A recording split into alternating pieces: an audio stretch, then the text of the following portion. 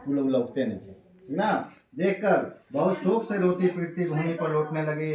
इस तरह नौका को देखकर और कन्या को रोती हुए देखकर वैश्य ने भयातुर होकर कहा, यह क्या आश्चर्य हुआ।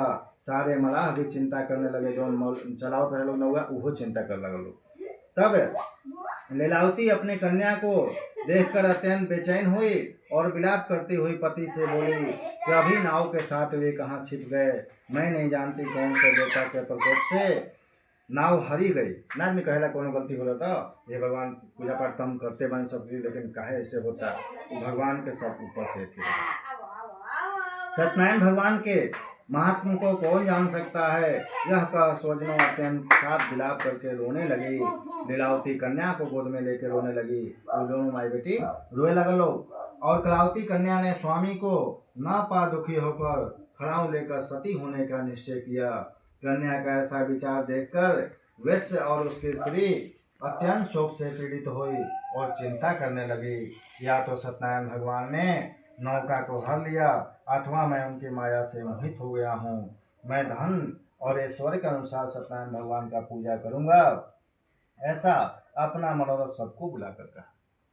और दंड के समान दंडवत बार बार भूमि पर गिरकर, दंडवत जो प्रणाम बोला, सष्टांग नीचे गिर के प्रणाम किया और सत्यनारायण भगवान को प्रणाम करके तब दिनों के पालन करने वाले भगवान प्रसन्न हुए। दया से पूर्ण होकर साधु से बोले कि तेरी कन्या, देखिए वो आकाशवाणी भेजे है ना, जब वो देखे लोग घाट पर वो आकाशवाणी हो गई, भगवान करवैनी, तेरी कन्या प्रसाद को छोड़कर, प्रसाद इतना खड़ी रही, आधा अधूरा चल गई रही उजा, तेरी कन्या प्रसाद को छोड़कर पति को देखने चली आई, इसलिए कन्या का पति अदृश्य हो गया है।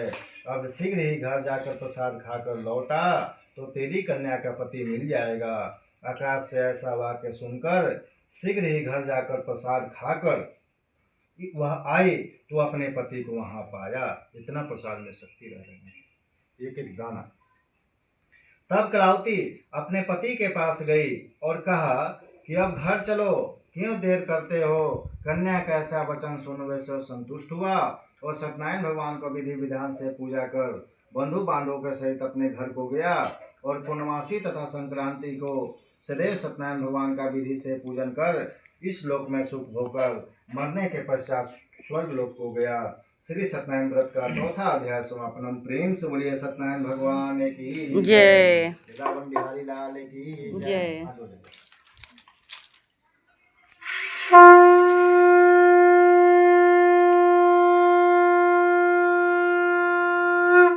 प्रेम से बोलिए सत्यनारायण भगवान की जय।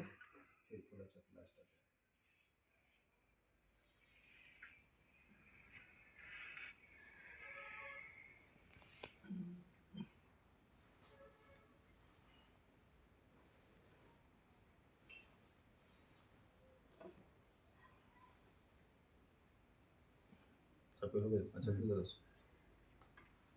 श्री सत्यनारायण व्रत कथा का 5वां अध्याय। सूत जी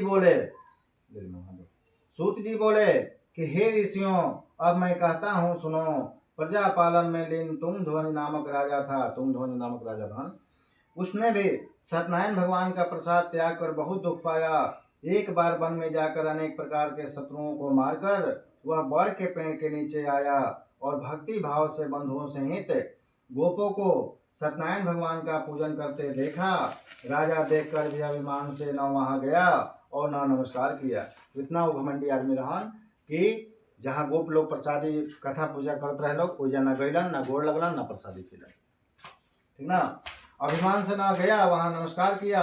तब सब गोपों ने सत्यनारायण भगवान का प्रसाद राजा के समीप रखकर पुनः अपनी इच्छा अनुसार प्रसाद को खाया। वह राजा प्रसाद को त्याग कर बहुत दुख पहुंचा। उसके 100 पुत्र, धन आदि सब नष्ट हो गए। सत्यनारायण भगवान ने यह सब किया है, ऐसा मेरा विश्वास है, ठीक ना। वो कहते तो वह पहले भगवान प्रसाद खा लो चाहते रहे, ऐसा किया है, मेरा विश्वास है, इसलिए वहां जाओ। जाता हूँ जहाँ भगवान का पूजन होता है, जहाँ भगवान का पूजा होता है, दोबारा गईल बान जब पहुंचल बान गोड़ लगी थी। ऐसा मन में विचार कर वह गोपों के समीप गया। तब उसने भक्ति भाव और सदा से सत्यनारायण भगवान का विधि पूर्वक पूजन किया। वह राजा सतदेव की कृपा से धन धान से युक्त हुआ तथा संसार में सुख भोग कर मरने पर सतलोक को चला गया।